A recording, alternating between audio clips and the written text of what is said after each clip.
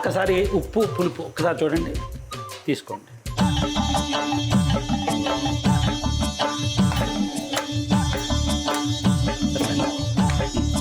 ఇప్పుడు ఏం చేద్దాం, కారం వేసేద్దామా?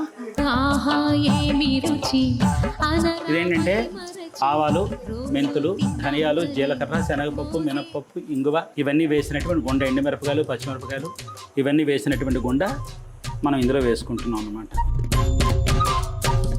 ఒక 90% ఈ గుండ పట్టుకోవాలి. ఈ పచ్చడికి మీరు ఎంత కావాలనుకుంటున్నారో అంత వేసుకోవచ్చు.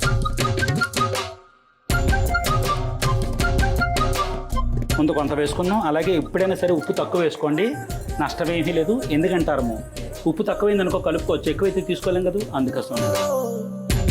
నూనె మాత్రం దళామత్తుగా పడుతుంది. నూనె ఉంటే నిగారింపు, నూనె లేతే యావగింపు. అది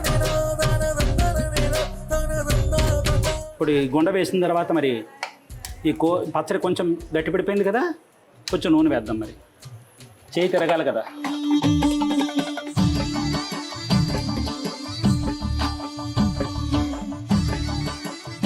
అయిపోయింది పచ్చడి. ఈ పచ్చడి చేసుకుంటే పగలికి రాత్రికి కలిసి వచ్చేటట్టుగా చూసుకోండి. రాత్రి కావాలంటే ఎవరు పెడతారా?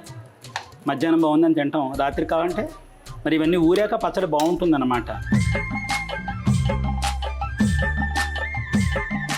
పచ్చడి పూర్తిగా సిద్ధపడిపోయింది.